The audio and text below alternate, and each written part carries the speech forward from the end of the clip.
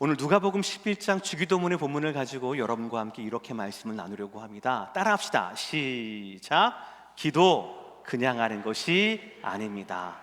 기도 그냥 하는 것이 아닙니다. 유대인들에게는 어릴 때부터 하루에 3차례 기도하는 훈련을 받는다라고 이야기를 합니다. 참 귀한 것 같아요. 그런데 그 기도의 습관이 경건의 재료로 사용이 되면은 참 좋겠지만, 그럴 수도 있겠지만 대부분은 그렇지 않다라고 이야기를 합니다. 왜냐하면 유대인들이 정기적으로 암송하는 기도문에는요, 나는 어느 종파에 속해 있다라고 하는 자기가 속한 그 단체, 소속된 곳, 거기에 대한 아이덴티티가 있기 때문에 그렇다라는 거죠. 그래서 믿음이 탁월해서 하루에 3번 기도하는 것이 아니라 그 종파에서 정한 규율대로 이렇게 기도한다라고 얘기를 합니다. 이거는 굉장히 오래된 전통입니다. 2000년 전 예수님 당시에도 그랬다라고 얘기해요.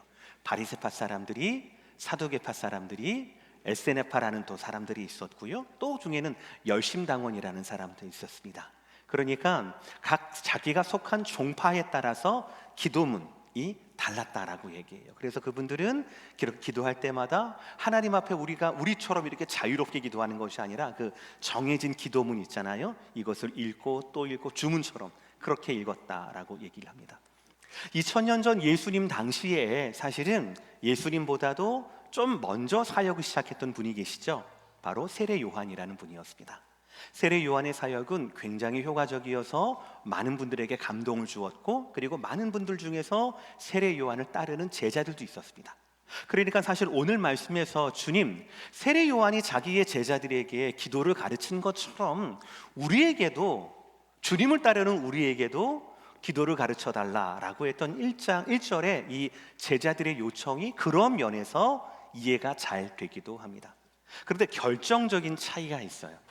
아까 말씀드린 대로 다른 사람들은 자기의 종파가 어디라고 하는 것, 이거를 드러내기 위한 기도문을 가지고 있었거든요. 그런데 예수님의 기도는 좀 달랐습니다. 예수님의 기도는 우리도 세례 요한 말고, 우리도 바리새파 말고, 사두개파 말고, 우리도 예수파라는 새로운 종파를 만들었으니 어쨌든 예수님께 속해 있다라는 것을 좀 기도문을 통하여 알려주세요가 아니었습니다. 이분들이 예수님께 기도를 알려달라라고 했던 것은 바로 뭐냐면, 예수님의 기도의 모습이 다른 사람들과는 전혀 달랐기 때문이에요. 이 제자들이 가장 먼저 기도를 사모하게 된 그 사모함이 먼저 있었다라는 것이죠. 다른 사람들은, 다른 지도자들은 막 사람들 앞에 나타내기 위해서 막 기도를 했거든요.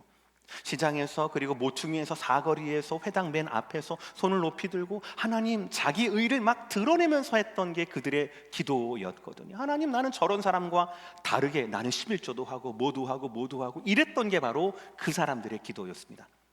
근데 예수님은 그렇지 않았어요. 예수님의 기도는 분명히 달랐습니다. 예수님의 기도는 다른 사람에게 드러내기 위해 쇼업하기 위한 기도가 아니라 하나님과의 더 깊이 있는 교제를 향한 기도였다라는 것을 제자들이 본 거예요. 그래서 제자들이 예수님께 기도를 가르쳐 달라라고 했던 겁니다. 예수님의 기도는 누가 가르치고 누가 배워서 행하는 그런 따라하는 기도가 아니라, 예수님의 기도는 삶으로 드러내는, 삶으로 나타나는 기도였다라는 것이죠.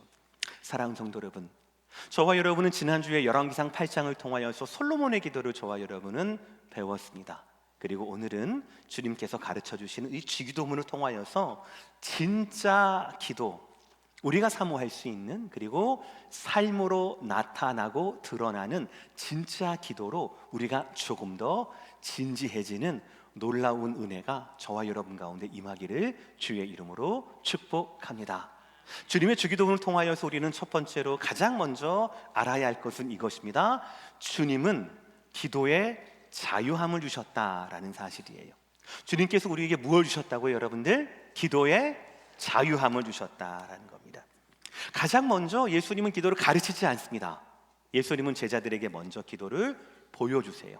1절 말씀 보겠습니다. 시작. 예수께서 한 곳에서 기도하시고 마치심에 우리에게도 가르쳐 주옵소서라는 거예요. 그러니까는 예수님은 자 12명 다 모으고 난 다음에 12명 다 왔지 출석 부른다잉 하고 난 다음에 자 내가 가르치는 기도는 이런 거야, 너네들은 내 제자라면 내 기도를 따라할 줄 알아야 돼, 이렇게 말씀하지 않으셨어요. 먼저 기도하는 삶을 보여주셨습니다. 누가복음을 보시면은요, 여러 상황에서 여러 환경에서 예수님은 기도하는 모습을 자주자주 노출하십니다. 누가복음 3장에서는 세례를 받으실 때도 기도하셨고요, 5장에서는 한적한 곳에 나가셔서 기도하시는 예수님의 모습을 기록합니다. 6장에서는 밤을 새워 기도하시는 예수님의 모습이 드러나기도 해요. 그러니까 누가복음에서 기도하시는 예수님 마치 기도가 예수님의 호흡과도 같습니다. 예수님과 예수님의 사역과 예수님의 기도는 뗄래야 뗄 수가 없는 관계였습니다. 특별히 1절을 보세요. 예수께서 한 곳에서 기도하셨다라는 이 말씀을 주목하시길 바랍니다. 이 말씀은 예수님이 반드시 그곳에서만 기도했다라는 게 아니에요. 예수님이 어느 장소이든 기도하셨다라는 겁니다. 산에서도 들에서도 새벽 미명 외딴 곳에서도 사람들 틈에서도 예수님은 시간을 정해놓고 장소를 정해놓고 기도하셨다라는 것이에요. 예수님의 기도는 장소에 묶이지 않으셨습니다. 어디서든지 어느 상황에서든지 예수님은 어디에서든지 하나님과 연결될 수 있는 하나님 앞에 진실한 마음을 가지고 계셨다라는 것이죠. 그러니까 예수님이 계시는 곳 어느 곳이든 그곳마다 주님은 무릎을 꿇으셨고 그곳마다 주님은 기도처로 만드셨다라는 것이죠. 이것이 우리에게 주는 기도의 자유함입니다. 생각을 해보세요. 복음서를 보면 예수님 가운데 항상 예수님을 따르는 사람도 많죠. 고쳐달라고 만져달라고 하는 사람들 많지 않습니까? 그 분주함 가운데도 예수님은 기도처로 만드셨다는 거예요. 반면에 예수님 주위에는 예수님의 가르침을 목말라 하고 그의 만지심을 구하는 사람만 있는 것이 아니라 그분을 대적하고 공격하고 넘어뜨리고 시험하기 위한 사람들도 대적들도 잔뜩 있었어요. 그런데 예수님은 그런 상황에서도 기도의 자리를 만드셨다라는 것이죠. 기도는 성전이나 기도는 예배당에서만 드릴 수 있는 예식이 아닙니다. 하나님은 예수님처럼 우리가 있는 그 자리에서 막 바쁜 삶의 와중에서도 대적들이 있는 삶의 긴장 가운데에서도 어디에서든지 무릎 꿇기를 원하시며 어디에서든지 하나님과 연결되기를 원하신다라는 것이죠. 기도는 장소가 아니라 하나님과의 관계의 회복이며 기도는요 형식이 아니라 진실함이라는 것이에요. 이 기도가 다른 사람의 기도와 달랐던 예수님의 기도예요. 이 기도가 다른 사람의 기도와 달랐던 우리가 사모하고자 했던 제자들이 사모하고자 했던 예수님의 기도였다라는 것이죠. 저는 분명히 믿습니다. 이 제자들이 주님 우리에게도 기도를 가르쳐 달라고 이야기를 하고 요청을 했을 때 그들 가운데 세례 요한조차도 기도하는 기도문이 있는데 왜 우리는 없지라고 하는 결핍에서 시작된 질문이 아니라 기도로 보여주셨고 응답을 보여주셨던 그 예수님의 기도의 모습, 삶에서 드러나는 기도의 능력을 보고 제자들이 사모했다라고 저는 그렇게 분명히 믿습니다. 예수님의 기도는 언제나 형식을 가르치지 않았습니다. 언제나 어디서든 하나님을 향해 열려있는 삶을 기도의 모습을 통하여 예수님은 보여주셨다라는 것이죠. 그러니 사랑하는 성도 여러분 우리도 마찬가지입니다. 여러분이 일하시는 그 책상 앞에서, 여러분 설거지하시는 그 주방에서도, 운전하는 그 차량에서도, 두근두근대는 마음으로 기다려야 하는 병원 대기실에서도, 우리 아이를 안고 재워야 하는 그 피곤한 일상 가운데에서도 언제든 어디서든 여러분은 그곳을 무엇으로? 기도의 처소로 만들 수 있다라는 것이에요. 하나님과의 관계만 있다라면, 하나님 앞에서의 진실함만 준비되어 있다라면 여러분 언제 어디에 계시든 어떤 형편에 처하든 그곳이 하나님을 만나고 하나님께 기도할 수 있는 기도의 처소가 된다라고 하는 것, 이것을 여러분 꼭 기억하시기를 주의 이름으로 축복합니다. 두 번째 말씀은 기도는요, 기도의 주님께서 가르치신 이 기도는 기도의 중심을 회복하게 하신다라는 것이에요. 우리 2절의 말씀 다 함께 봉독할까요? 2절 말씀 시작. 예수께서 이르시되 너희는 기도할 때에 이렇게 하라. 아버지여, 이름이 거룩히 여김을 받으시오며 나라가 임하시오며. 이 짧은 문장을 통하여서 예수님은 우리에게 기도를 어떻게 시작해야 하는지, 그리고 또 그 기도의 중심에 무엇이 있어야 하는지를 알려주십니다. 먼저 예수님께서 시작하신 기도가 뭐라고 합니까? 이렇게 기도하라 라고 한 다음에 첫 단어가 뭐예요? 녹색으로 아버지여 라는 것입니다. 이 아버지여라는 거에 굉장히 많은 의미가 담겨 있어요. 먼저 저와 여러분의 기도의 대상은 하나님이어야만 합니다. 그런데 그 하나님을 뭐라고 부릅니까?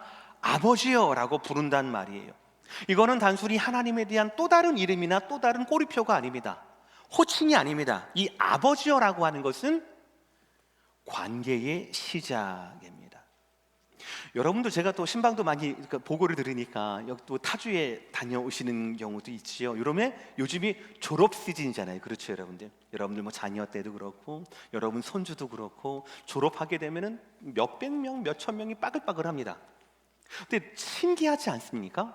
다 똑같이 보이거든요. 다 비슷해요. 이 졸업모까지 쓰니까, 학사모까지 쓰니까 다 비슷해 보이는데 내 아이는 눈에 확 띄는 거 경험하지 않습니까? 여러분의 손주는 그렇게 잘생긴 것도 아니거든요. 근데 그런데 눈에 확 띄어요. 그러니까 저와 여러분이 하는 기도는요, 여러분, 이 땅에 사는 사람들이 얼마나 많은 결핍이 있겠어요. 이 땅 가운데 소원이 없는 사람이 있겠습니까? 이 땅 가운데 부족함이 없는 사람이 있겠습니까? 이 땅 가운데 문제가 없는 사람이 있을까요? 이 땅 가운데 기도가 필요하지 않은 사람이 있을까요?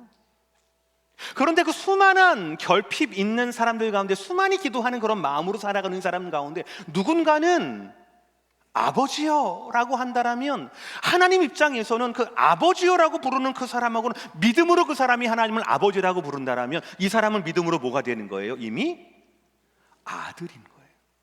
믿음의 자녀로 기도를 하는 겁니다. 그러니까 그때부터는요, 하나님으로 기도를 하든지 야훼로 기도를 하든지 아도나이로 기도하든지 그렇게 기도하는 것이 아니라 주님께서는 뭐라고 하십니까? 하늘에 계신 우리 아버지여. 마태복음, 누가복음, 아버지여. 하나님을 뭐라고 부르라고요? 조금 더 크게, 하나님을 뭐라고 부르라고요? 왜요? 그때부터 관계가 시작이 되거든요. 내가 아버지여라고 부르면 졸업식에서 수많은 졸업생 중에서 내 아이가 톡 튀는 것처럼 아버지여라고 하면 이렇게 된다고요. 어텐션이 다르다라는 거예요. 그러다가 여러분들 이렇게 무거운 거 떨어뜨릴 때나 우리 아버지여 그러면은 그러지 마세요. 기도할 때만 진실한 마음으로 기도할 때, 예수님은 오늘 그걸 가르쳐 주시는 거예요. 어느 상황에서도, 내가 바쁜 가운데도, 내가 대적에 둘러싸여 있는 가운데서도 예수님조차 하나님을 아버지여라고 부르면서 기도하거든요. 왜요? 그때 하나님이 어텐션 하거든요. 내가 어떤 상황 가운데 있다 할지라도, 내가 세상 끝에 있다 할지라도 아버지여라고 부른다라면 하나님은 그 사랑하는 아들에게 어텐션을 주신다라는 것이죠. 그런 사랑하는 성도 여러분, 우리의 기도는 주님이 가르쳐준 기도에 의하면 저와 여러분의 기도의 시작은 무엇으로 되어야 한다고요? 관계로 되어야 한다고요. 어떤 관계? 하나님이 누구라고요? 아버지여라고요. 따라합시다. 아버지여, 우리의 기도를 들어주옵소서. 관계로 말미암아 여는 기도, 예수님 가르쳐주신 기도입니다. 자, 그렇게 아버지여라고 불렀어요. 그리고 두 가지를 간구합니다. 첫 번째는 뭡니까? 노란색 글씨, 시작. 아버지여라고 불렀어요. 어텐션 하셨어요. 그런다 뭐라고 합니까? 이름이 거룩히 여김을 받으시오며라고 기도합니다. 문제, 여기서 이름은 기도하는 사람의 이름이다, 기도를 받으시는 하나님의 이름이다. 1번, 2번, 몇 번? 그렇죠, 2번 하나님이에요. 놀랍지 않습니까? 여러분, 지난주 설교를 기억하십니까? 제가 지난주 설교를 말씀을 드릴 때, 솔로몬의 기도를 말씀을 드릴 때 우리의 기도와 솔로몬의 기도가 너무너무 다릅니다. 우리의 기도는 하나님 아버지라고 부르고 예수님의 이름으로 기도했습니다 라고 하면서 시작과 마지막은 성부 하나님, 성자 하나님 얘기를 해요. 근데 그 몸통은, 기도의 바디는 다 뭘로 채워요? 솔직히 얘기해 보세요. 뭘로 채워요, 여러분들? 우리 목사님 건강하게 해주시고 뭐 해주시고 그거 너무너무 감사해요. 그 대부분은 70에서 90% 정도는 나에 대해서 채우지 않습니까? 내가 하나님 뭐가 부족합니다. 내가 하나님 뭐가 필요합니다. 하나님 내 자녀가 뭐가 필요합니다. 내 손주가 뭐가 필요합니다. 기도의 주인공이 누구예요? 나예요, 나. 근데 지난주 솔로몬의 기도를 보니까 아니에요. 솔로몬은 자기 아버지, 그리고 자기 백성들 모든 사람들이 7년 동안 정말 헌신해서 아름다운 성전을 봉헌하는 그 장면이에요. 얼마나 자랑스러웠겠어요. 얼마나 뿌듯했겠습니까? 그리고 또 얼마나 칭찬해주고 싶었겠어요. 그런데 솔로몬은 첫 번째 어떤 기도합니까? 손을 높이 들고 성전에 집중하지 않고 하나님께 집중하는 기도를 했다라는 것이에요. 두 번째, 이 솔로몬은 무엇을 붙잡고 기도했습니까? 하나님의 언약을 붙잡고 기도했어요. 세 번째, 솔로몬은 무엇을 높였습니까? 하나님의 이름을 높이는 기도를 했다라는 게 지난주 설교 1, 2, 3대지거든요. 기억하시지요? 솔로몬의 기도도 그렇고 예수님 오늘 기도도 그렇고 아버지요라고 부르고 난 다음에 냉큼 하나님 내가 뭐가 부족한데 이렇게 우리처럼 기도하지 않고 뭐라고 기도합니까? 하나님의 이름이 거룩히 여김을 받으시오며 라고 하면서 기도의 주인공이 누구예요? 하나님이라는 거예요.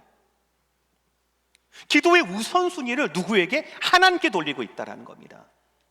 그럼 목사님, 이름이 거룩히 여김을 받으시오면 이게 무슨 말입니까? 하나님의 거룩함이 혹시 내 기도가 없이는 하나님의 거룩함이 98%밖에 안 되는 거 아닙니까? 그래서 우리가 열심히 하나님의 거룩을 위해, 영광을 위해 기도해야만 98, 99, 99.9 드디어 100이 되는 거 아닙니까? 절대 아니에요. 하나님의 거룩함과 하나님의 영광이 부족해서 우리에게 첫 번째로 이름이 거룩히 여김을 받으시오라고 기도하는 것이 아닙니다라는 것이에요. 이것은 하나님의 거룩함, 쉽게 말하면 하나님의 명예와 하나님의 평판이 우리의 삶을 통하여서 드러내기를 원하는 기도라는 거예요. 우리의 말, 우리의 태도, 우리의 선택 가운데 하나님의 거룩하심이 우리의 삶을 불태움으로 말미암아 하나님이 빛나기를 간구한다라는 것이죠. 기도의 중심에 저와 여러분의 필요가 있는 것이 아니라 기도의 중심에 누가? 하나님의 이름이 있다라고 하는 이것이 사실 우리의 기도의 자세를 완전히 바꿔야 할 첫 번째 이유라는 것이죠. 우리는 기도하면서 내가 얼마나 힘든지, 내가 얼마나 고달픈지, 내가 얼마나 연약한지, 내가 얼마나 무엇이 필요한지를 하나님께 설득하는 게 지금까지 저와 여러분의 기도였더라면 이제 조금 진지해지자고요. 이 조금 성경적인 기도로 좀 진지해지자고요. 내가 막 발설하는 기도가 아니라 하나님이 원하시는 기도가 무엇인가를 성경을 통해 진지해지자고요. 첫 번째, 관계의 시작 아버지여. 그 다음에 이름이 거룩히 여김을 받으시오며. 세 번째, 나라가 임하시오며. 하나님의 나라는 단순한 장소가 아닙니다. 하나님의 나라는 하나님의 통치예요. 하나님의 다스림입니다. 죽어서 가는 나라, 어느 구름 어느 위에 떠 있는 나라가 아니라 하나님이 나를 다스리시고 하나님 나를 통치한다라고 하는 게 하나님 나라가 임한다라는 뜻이에요. 문제, 그러면 우리 오렌지 카운티 제1장로교회는 하나님의 통치가 임해야 됩니까? 임하지 말아야 합니까? 반드시 그래야 되는 거죠. 여러분의 가정에는 하나님의 다스리심이 있어야 합니까? 없어도 됩니까? 그러면 이 교회는 천국입니까? 천국이 아닙니까? 여러분의 가정은 천국입니까? 천국이 아닙니까? 천국이어야 합니다. 완벽하지는 않지만, 완성되지는 않지만 천국의 그림자로서 교회는, 가정은 서야 한다는 겁니다. 믿으십니까? 이를 위해서 우리가 첫 번째 우선순위로 하나님의 이름을 위하여, 하나님 나라를 위하여서 기도해야 한다라는 것이죠.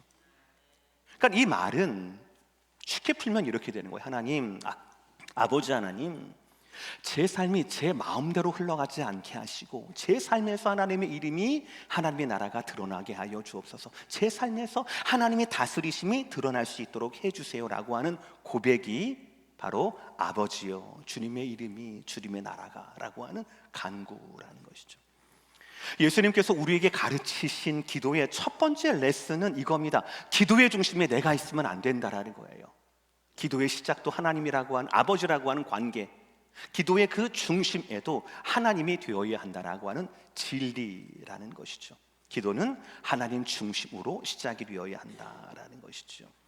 사랑하는 성도 여러분, 다시 한번 도전합니다. 이제 우리의 기도가 내가 여태까지 해왔던, 나에게 익숙했던 기도가 아니라 나를 위한 기도가 아니라 이제는 주님께서 가르치신 기도대로, 솔로몬이 했던 그 기도대로 하나님으로 채워지는 그런 기도, 나 중심, 문제 중심, 세상의 가치 중심이 아니라 주님의 기도로부터 배운 하나님으로 채워지는, 하나님이 주인공이 되는 그런 기도를 행하시기를 주의 이름으로 축복합니다.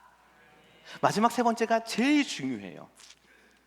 주님은 기도를 가르치시면서 기도문을 가르치시는 게 아니에요. 사실은 삶을 원하셨어요. 무슨 말이냐면 주님은 기도 수준에 맞는 삶을 원하신다라는 겁니다. 한번 따라 읽으실까요? 세 번째 대지 시작. 맞는 삶을 원하십니다. 우리 3절 4절 다 함께 읽읍시다. 시작. 우리에게 날마다 일용할 양식을 주시옵고 우리가 우리에게 죄 지은 모든 사람을 용서하오니 우리 죄도 사하여 주시옵고 우리를 시험에 들게 하지 마시옵소서 하라. 우리가 예배 때마다 고백하는 내용이에요. 새로울 것 없어요. 그런데 이 말씀을 통하여 알게 되면 분명히 우리가 아버지로 시작하고 그 나라와 그 이름을 구하고 난 후에는 우리의 필요를 알아야 한다라는 거죠. 그런데 기도의 내용, 주님께서 가르치신 것에 의하면 기도의 내용은 그저 내가 꿈꾸는 삶이 아니에요. 우리의 일상, 우리의 관계, 우리의 선택을 바꿔야 하는구나. 아쉬운 대로 하는 게 기도가 아니라 변화를 향하는 것이 바로 기도였구나. 주님께서는 우리의 그냥 문장으로서 기도를 가르치신 게 아닙니다. 기도에 걸맞는 삶을 살라고 우리에게 말씀하시는 거예요. 두 가지예요. 첫 번째는 일용할 양식입니다. 우리에게 날마다 일용할 양식을 주시옵고 라고 하죠. 어떤 분들은 오해를 하세요. 기도가 거룩해야지, 기도가 하나님 중심이 되어야 되지, 기도가 하나님의 영광과 나라를 드러내야지 라고 하면서 우리가 우리의 삶의 필요를 위해서 기도하는 것은 좀 수준이 낮은 거야. 좀 창피한 거야. 믿음이 약한 사람이 하는 기도야. 또 예수님 말씀하셨잖아요. 이렇게 기도하라고 가이드라인 주셨거든요. 얼마나 필요한지 예수님께서 먼저 우리에게 말씀하신 겁니다. 너무나 자연스럽고 너무나 중요한 것이죠. 특별히 일용할 양식이라고 하는 이 독특한 단어를 보시길 바랍니다. 주기도문 말고는 성경에 안 나오는 단어예요. 굉장히 독특한 단어입니다. 매일에, 그날에, 그리고 지속적으로 필요한 양식을 위하여 구하라라는 것입니다. 근데 여러분들 매일매일 일용할 양식을 위해서 구하라, 일용할 양식을 주옵시고, 요거를 뒤집으면 무슨 말이냐면요, 매일매일 하나님께 의존해야 한다라는 뜻이에요. 이게 매일매일 하나님께 의존해야 한다는 뜻입니다. 하나님께서 만약에 우리에게 일주일을 위해서 기도하라고 하면 일주일에 한 번만 의존이 되잖아요. 일주일씩 모으니까. 근데 하나님은 그렇지 않으셔요. 주님 그렇지 않으셔요. 매일매일 일용할 양식을 위해서 구하라라는 겁니다. 우리의 삶의 양태와 정반대예요. 여러분, 왜 여러분의 자녀와 여러분의 손주들을 왜 공부시키려 하는 겁니까? 안정적인 직장을 위해서요. 지금 AI 때문에 얼마나 난리인지 몰라요. 요즘에 졸업한 애들 거의 대부분 다 학생들이 취업을 못한대요. 그래요. 저희 큰아들이 그래요. 그럼 더 공부해야 되지 않을까요? 더 뭘가 좀 준비를 해야 되지 않을까요? 근데 왜 공부할 거예요? 왜 준비할 거예요? 왜 그렇습니까? 일용할 양식, 하루 벌어 하루 먹고 산다는 우리 말 있잖아요. 하루 벌어 하루 먹고 살아요. 이민자는 그렇게 살아요. 그런데 목사님, 내 아들만은 그러지 않았으면 좋겠어요. 떵떵거리면 좋겠어요. 되도록이면 우리 아들이 하루 먹고 하루 사는 것이 아니라 우리 아들이 잘 돼서, 비즈니스 잘 돼서 모든 식구들이 먹고 살 걱정 안 했으면 좋겠어요. 하면 여러분 아멘 하실 거 아니에요? 그런데 가르친 기도는 뭡니까? 일용할 양식을 위해서 기도하라라는 겁니다. 이게 걱정거리로 끼니를 위해서 기도하라는 게 아니라 매일매일의 삶의 가장 큰 공급이, 내가 공부하고, 내가 디그리를 갖고, 내가 직업을 갖고, 우리 그 마켓 상황이 어떻고 저떻고 이런 것들이 아니라 내 능력과 내 계획에 의존할 것이 아니라 매일매일의 삶, 그 일상의 의존을 누구에게 의존해라? 하나님께 의존해라. 그거를 어떻게 기도해라? 매일매일 기도해라 라는 것이죠.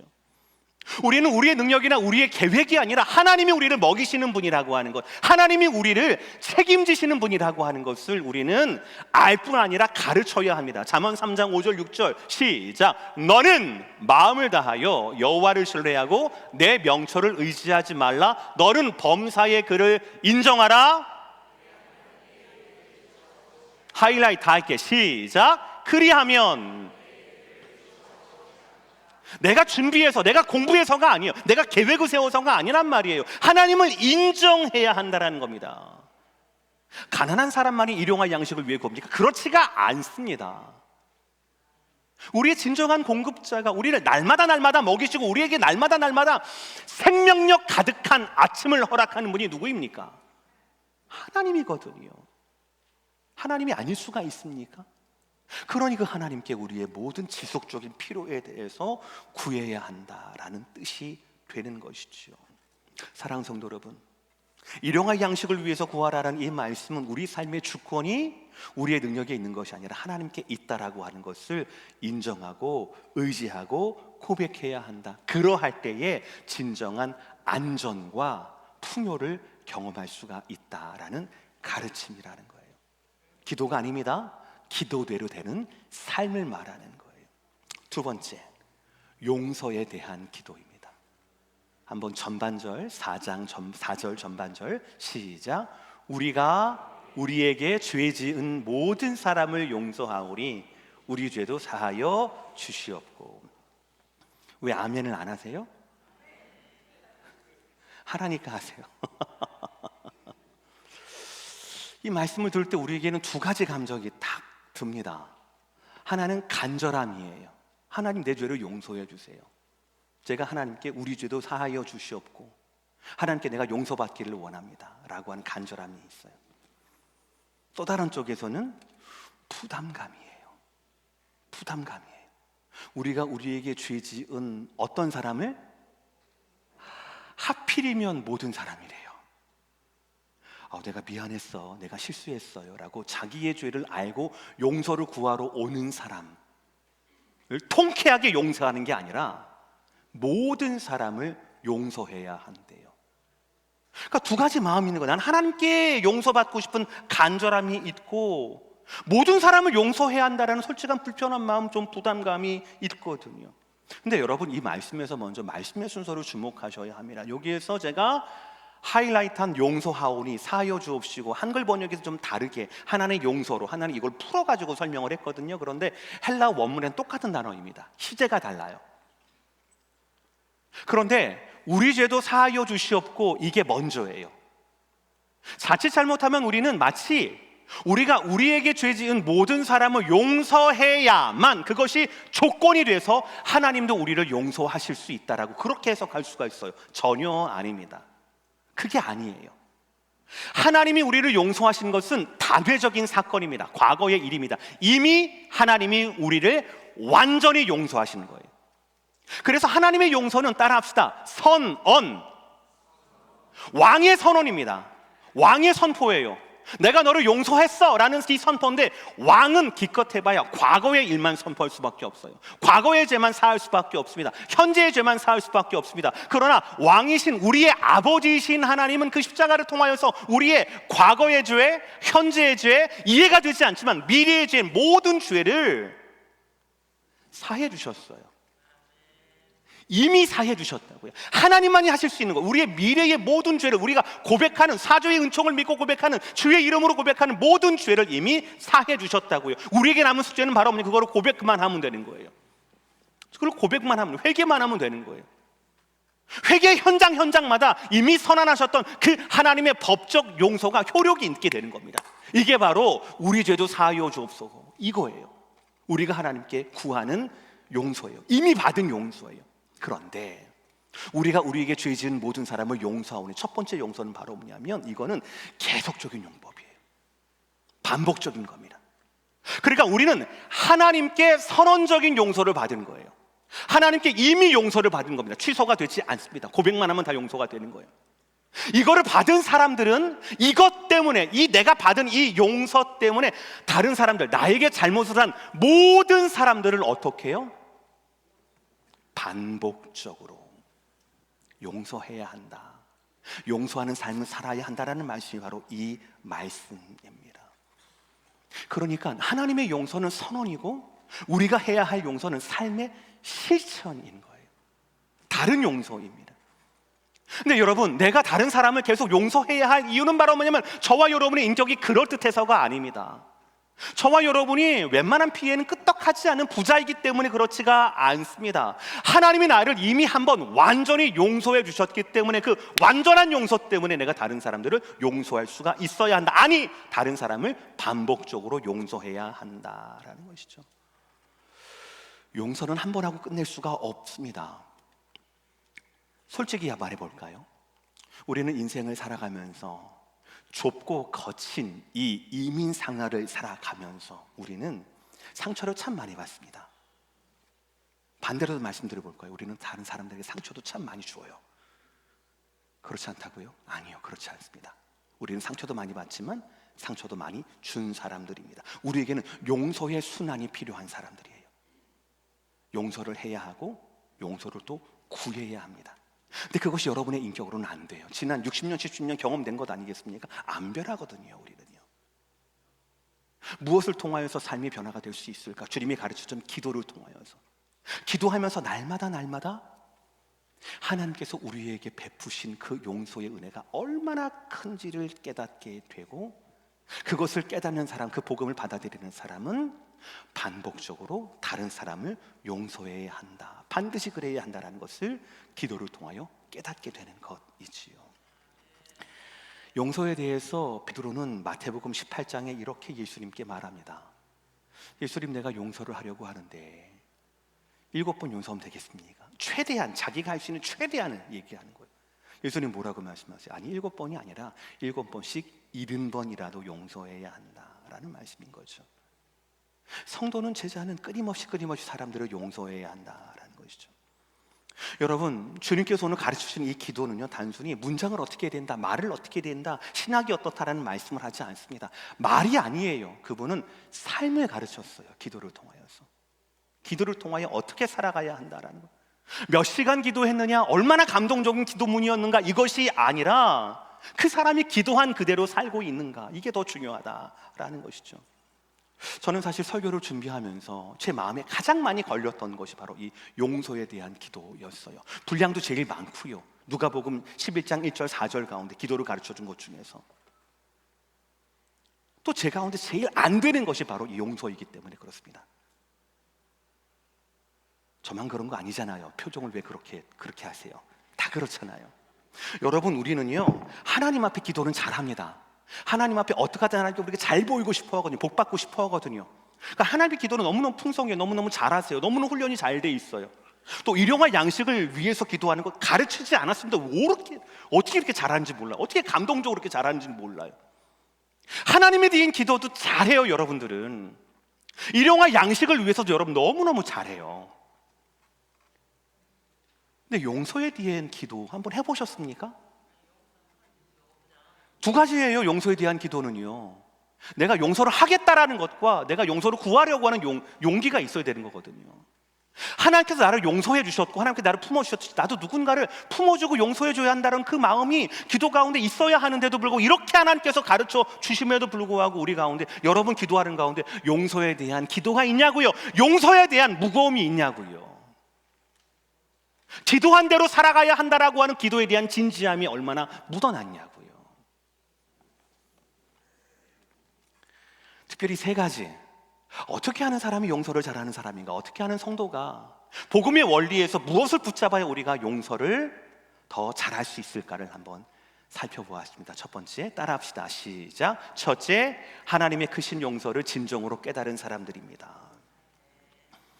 아까 베드로가 예수님께 7번 얘기할 때 그 다음 직후 구절에 예수님께서 유명한 한 비유를 말씀을 하십니다. 이야기를 하셔요. 우리가 왜 끊임없이 용서를 해야 하는가, 하나님께 단번에 받은 그 용서가 얼마나 큰가를 비유로 말씀을 하세요. 왕에게 1만 달란트를 빚진 어떤 한 사람 이야기 기억나십니까? 갚지를 못하죠. 갚을 수 있는 금액이 아니니까 당연히 재판에 넘겨지게 됩니다. 이제 뭐 땅땅땅 하면 죽는 거예요. 근데 왕이 너무 이 사람 불쌍한 거라 그래서 풀어줬어요. 룰루라라 집에 갑니다. 집에 가는 길에 보니까 자기에게 100데나리온 빚진 자를 만나게 됩니다. 그 사람 목을 딱 잡고 왜 돈을 안 갚냐라고 이야기를 해요. 그 이야기가 나오거든요. 근데 거기서 1만 달란트하고 내가 빚졌던, 내가 탕감받았던 1만 달란트하고 누군가가 나에게 빚졌던 100데나리온은요 얼만큼 차이가 나느냐?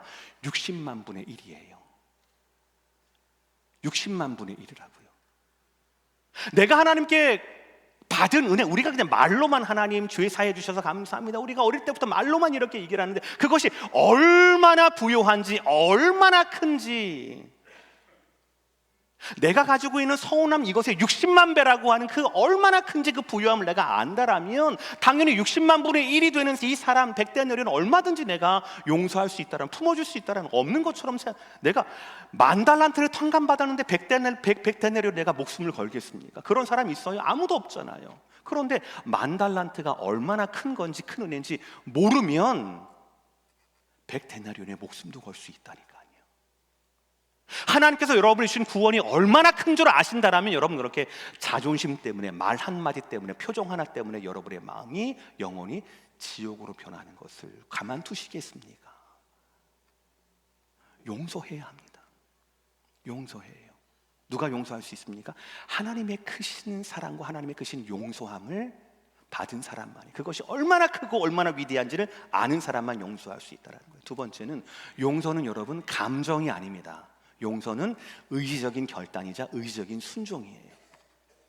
감정이 아니라는 얘기는 바로 뭐냐면 나한테 그나마 미안한 마음을 갖는 사람을 내가 선택적으로 용서해야지. 나한테 사과하는 사람을 내가 용서해야지. 나한테 잘못했다라고 하는 사람을 내가 마치 통쾌하게 용서해야지. 나는 그날을 위해서 입 꾹 닫고 삐졌어도 표정 관리 잘하고 난 있을 거야. 아닙니다. 그거는 주님께서 말씀하시는 용서가 아니에요. 예수님께서 십자가에서 그 고통 가운데 있었을 때 마지막 기도 가운데 한 가지가 무엇이었습니까? 저들은 저들의 죄를 알지 못합니다. 그러나 저들의 죄를 사하여 주옵소서. 그 중에, 그 군병 중에 누구 하나 예수님 잘못했습니다라고 빈 사람이 있었습니까? 없었어요. 희덕거렸거든요. 자기의 죄가 무엇인지도 잘못이 무엇인지도 아직 모르는 자들을 위해서 주님은 그들을 이미 용서하셨다는 말이에요. 그게 주님이 보여주신 삶이었고 보여주신 기도였다는 겁니다. 그러면 저와 여러분이 해야 할 용서는 무엇입니까? 그 사람이 나에게 어떤 반응과 어떤 반성과 어떤 말을 하든지 상관없이 내 마음속에 그 사람을 용서하고 품어야 한다. 누구처럼? 예수님처럼. 그러니 용서는 감정이 아니라 의지적인 순종이라는 거예요. 믿으시면 아멘 하시길 바랍니다. 특별히 여러분들 가족 중에 혹시 용서하지 않는 분들이 계신다면 주의 이름으로 축원합니다. 용서하시길 바랍니다. 남들은 우리에게 상처를 주고받는 것은 이슈 때문에 상처를 주고받아요. 돈 때문에 상처 주고받습니다. 말실수 때문에 상처를 주고받습니다. 그러니까 그게 얼마 안 가요. 금방 잊어버려요. 그러나 가족에게 주고받은 상처는 굉장히 오래됩니다. 왜 오랜 세월 동안 그 가시나무를 끌고 살아가십니까? 사과하기 전까지 나는 한마디도 안 할 거야. 왜 그런 우매한 생각으로 여러분의 시간을 낭비하십니까? 용서는 감정이 아니에요. 용서는 의지적인 순종입니다. 여러분이 그리스도인이라면 의지적으로 순종하셔야 돼요. 마지막 세 번째, 용서는 용서하지 않는 마음이 결국 나에게 해가 되는 것을 아는 사람들이에요.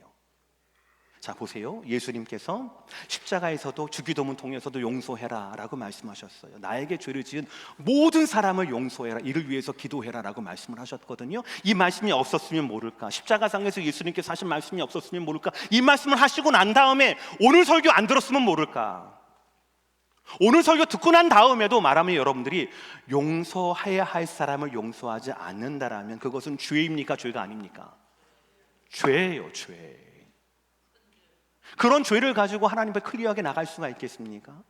여러분의 영혼이 하나님 앞에 교통할 수가 있겠습니까?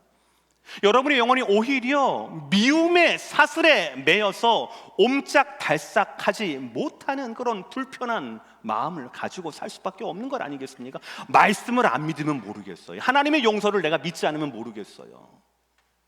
근데 하나님의 용서와 복음을 믿고 내가 오늘 말씀에 아멘하고 믿었다라면 이제는 우리는 용서함으로 말미암아 그 미움의 사슬을 끊어야 한다라는 사실이에요. 그러니 용서는 사실 그 사람을 위한 것이 아닙니다. 누구를 위한 겁니까? 나를 위한 거예요. 믿으시면 아멘 하시길 바랍니다. 말씀 마치겠습니다. 여러분, 기도는 그냥 하는 거 아닙니다. 오늘 주님께서 우리에게 가르치신 이 기도를 보면 단순히 기도가 뭔가요? 기도의 문장은 어떻게 하면 됩니까? 가 아니에요. 어떻게 기도하는 대로 살 수가 있는가입니다.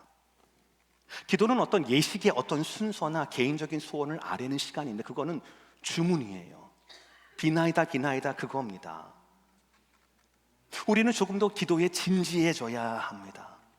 이제는 내 개인이 주인공이 되는 기도가 아니라 여러분의 소원과 결핍이 주인공이 되는 기도가 아니라 하나님의 나라와 하나님의 이름이 주인이 되는 기도, 하나님이 원하시는 삶으로 변화되기 위한 기도를 해야 할 시점이다라는 것입니다. 크게 두 가지였죠.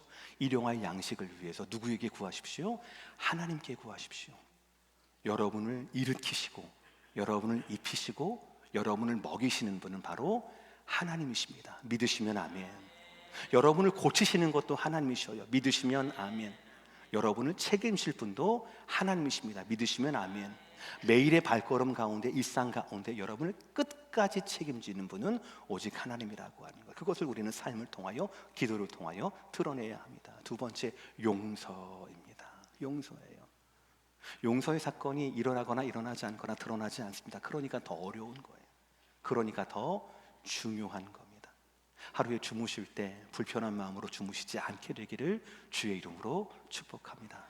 오래된 구원일수록 여러분들 것을 그리스도 십자가에 비추어서 진정한 용서를 녹여낼 수 있는 저와 여러분의 아름다운 하루하루가 그런 예배가 되기를 주의 이름으로 다시 한번 축복합니다.